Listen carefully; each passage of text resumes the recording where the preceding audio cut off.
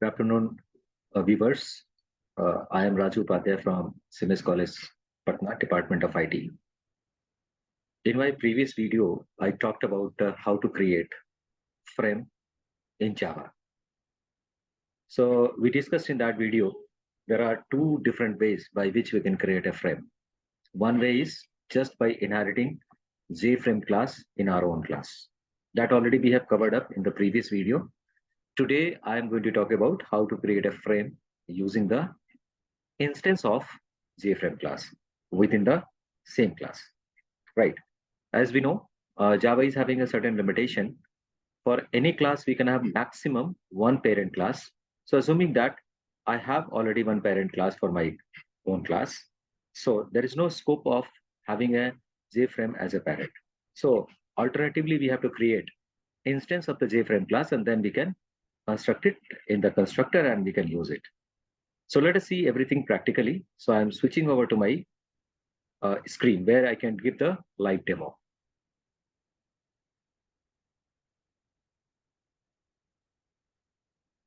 I hope my screen is visible to everyone. So obviously, as usual, we have to import our JFrame class inside a program. So I need to write statement called import javax dot string dot JFrame, right? And then you have to start writing a program. So I'll start with a class called, I'll say public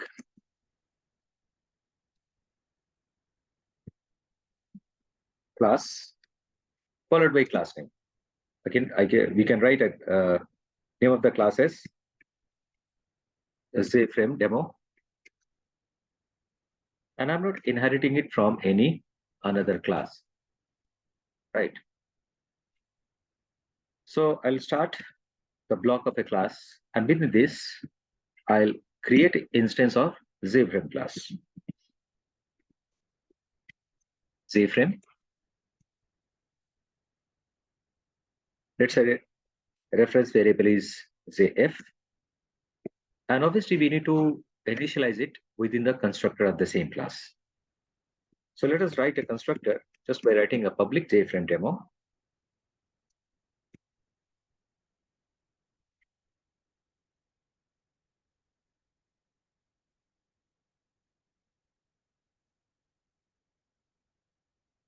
And within this, we have to initialize, right?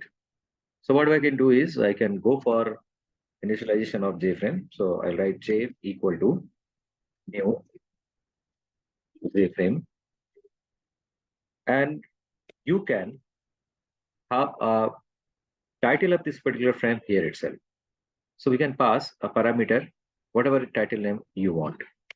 So here I'm going to have a appropriate title on a title bar that is called JFrame demo.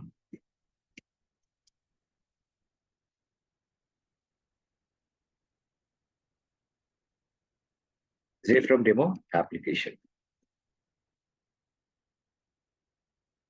Then we have to construct the other part of JFrame.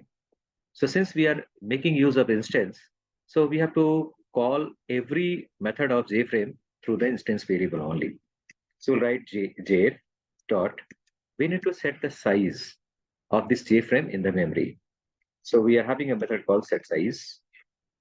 And within the set size, we are writing the width and height of a frame in term of pixel. So here I'm going to have a little bigger frame. So I'm going to write 800 by 600. Then we have to make the frame visible on the screen. As we know, whenever you initialize a frame, this frame is getting created inside the RAM. That doesn't display it automatically on the screen. We have to make it visible. So in order to make it visible, we are having a method called set visible, or we have to pass a Boolean parameter called true. So we'll be writing JF dot set visible, then followed by appropriate parameter that is called true, right? So the construction has been created for the frame. Now, very important thing is that we have to write mandatory method of a class that is called main method. For that, we usually write public static void main. So we'll be writing public static void main. And this main method will have one mandatory parameter called string type array. String followed by parameter, and then you can write any name. Since it can receive any number of arguments from the command line, so we may write args. And from here itself, we have to create an object of our own class that is called JFrame demo. So let us create an object of JFrame demo. So write JFrame demo, and the reference is, let's say, JFD, right? And we'll initialize with new followed by name of the class. So I'll write JFrame demo, and I'm not passing any parameter because we wanted to call default constructor. So now my program is ready. Already I have imported a JFrame class. Then I have created my own class called JFrame demo. Within this, we have declared JFrame a reference variable called JF, and this JF is getting initialized inside the constructor, and then their size is getting set and visibility property is getting on, and everything is being triggered by a main method. So let us save this file. So let's see, my file name should save with the name of a class. So I'll go for file, save as, and we will save it in an appropriate location. Since this is a kind of a string application, so I put it inside this particular method in the folder. And here my program is going to be, my file name is going to be JFrame demo. Let us save it.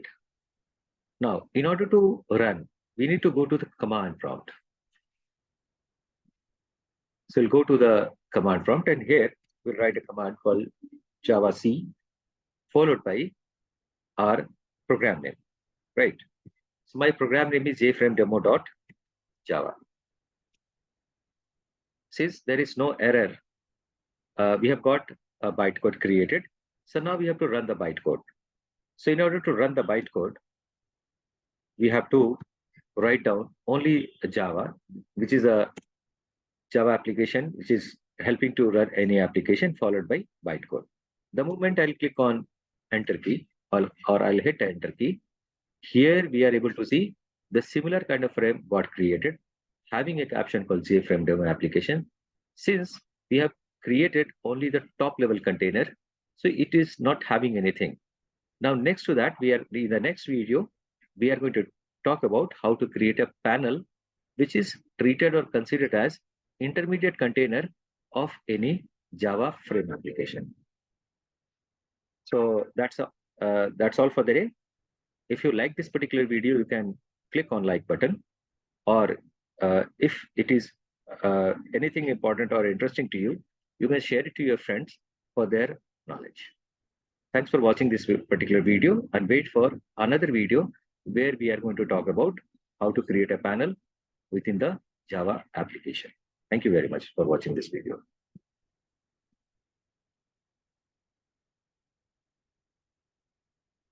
And before ending this video, you might have not have seen this particular screen. So I'm going to share this screen once again.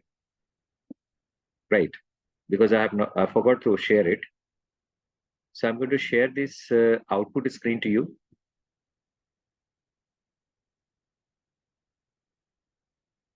So now this screen is visible to all. So on this particular screen, we have got a title bar that is called JFrame application, and things are getting displayed. That was missed out while my presentation. Thanks for watching again this particular video.